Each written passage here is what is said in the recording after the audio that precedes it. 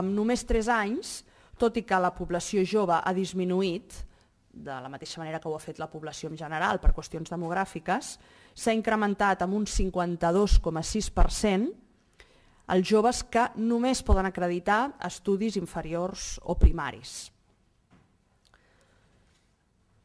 També ha disminuït en un 10% el percentatge de joves que poden acreditar estudis secundaris o superiors.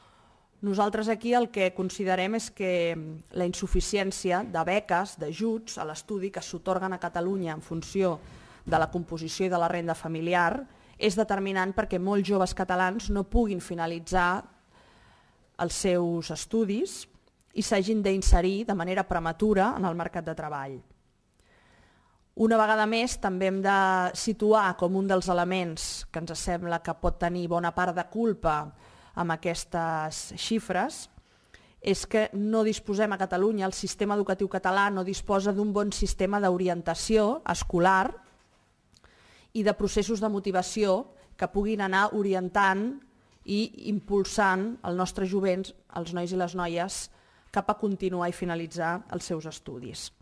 Volem posar l'accent sobre aquest sistema educatiu que potser per primera vegada està produint una generació de joves que no és la més ben preparada.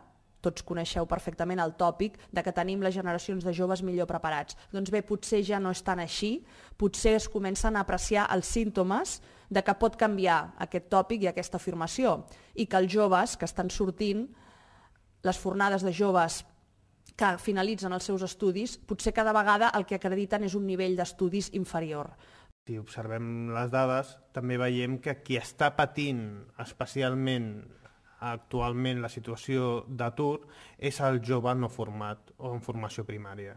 Si veiem del 2005 al 2008 hem passat d'una taxa d'atur entre joves amb estudis primaris o sense estudis d'un 16,4% a un 27,2%. És un col·lectiu que ara mateix es troba en aquesta situació, que està patint l'atur, però que d'aquí 5-10 anys es trobarà encara en pitjor situació. Per nosaltres ara el que és important és, primer, polítiques molt clares d'acompanyament a aquests joves. Ha de ser polítiques clarament qualitatives.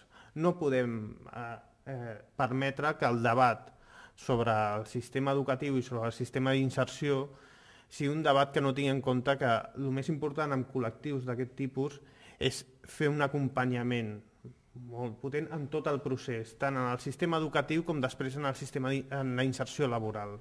És important fer aquest acompanyament i després és important reformular els mecanismes que tenim per evitar el fracàs escolar, per evitar l'expulsió del sistema formatiu cap al sistema laboral, perquè com no tenim unes polítiques entorn del món educatiu potents a nivell de beques, etc., les necessitats al final marquen.